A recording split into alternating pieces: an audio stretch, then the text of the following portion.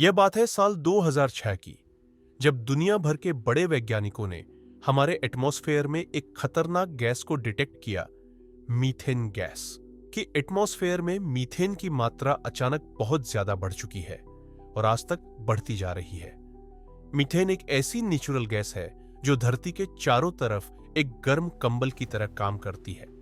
जैसे सर्दियों में हम खुद को गर्म रखने के लिए कंबल ओढ़ते हैं, वैसे ही मीथेन धरती की गर्मी को बाहर नहीं निकलने देती। कार्बन डाइऑक्साइड की तुलना में यह गैस कई गुना ज्यादा गर्मी पैदा करती है। 2006 में जब इसका लेवल तेजी से बढ़ने लगा, तो वैज्ञानिकों ने सोचा कि यह इंसानों की वजह से हो रहा होगा। लेकिन जांच के बाद जो सच सामने आया, उसने सबको हैरान कर दिया। धरती एक बड़ा राज छुपाए बैठी थी।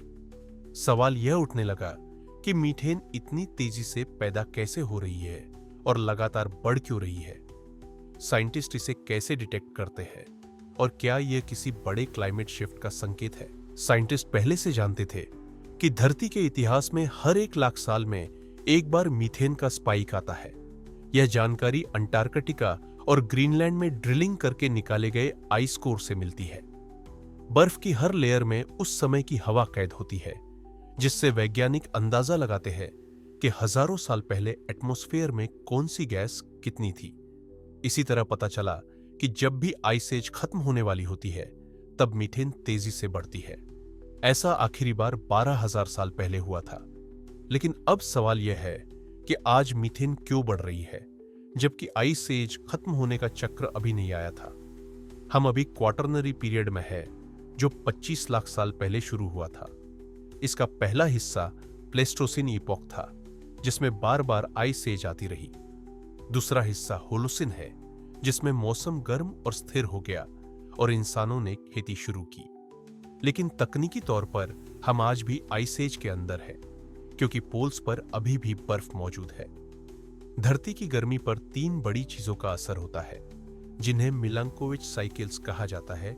एक्सेंट्रिसिटी यानी कक्षा का गोल से ओवल होना, एक्सियल टिल्ट यानी धरती का झुकाव बदलना, और प्रिसेशन यानी धरती का लट्टू की तरह हिलना। यह तीनों मिलकर धरती के तापमान का बड़ा चक्र बनाते हैं। जब बर्फ पिघलती है, तो नीचे की डार्क मिट्टी और पानी सूरज की रोशनी ज्यादा सोखते हैं, जिससे गर्मी और तेज बढ़ती है। साथ ही जमीन और बर्फ के अंदर कैद गैसें जैसे मीथेन और कार्बन डाइऑक्साइड बाहर निकलने लगती है, जिससे तापमान और बढ़ता है। अब असली सवाल यह है कि अगर 1990 तक इंसानों की वजह से मीथेन बढ़कर रुक गई थी, तो 2006 के बाद इतना बड़ा स्पाइक आया कहां से। नए रिसर्च में पता चला कि परमाफ्रोस्ट पिघल रहा है और जमीन के अंदर दबे पुराने फॉसिल्स तेजी से डिकम्पोज होकर मीथेन रिलीज कर रहे हैं। इसके अलावा जंगलों और दलदली इलाकों से भी मीथेन बड़ी मात्रा में निकल रही है, जिसे कलेक्ट करना लगभग नामुमकिन है। नासा की लेजर तकनीक से पता चला कि ईरान के एक कचरे के ढेर से 3 मील लंबा मीथेन का बादल निकल रहा है। तुर्कमेनिस्तान की गैस फील्ड्स से हर घंटे सैकड़ों किलो मीथेन रिलीज हो रही है। लेकिन यह पूरी बढ़ोतरी का सिर्फ छोटा हिस्सा है।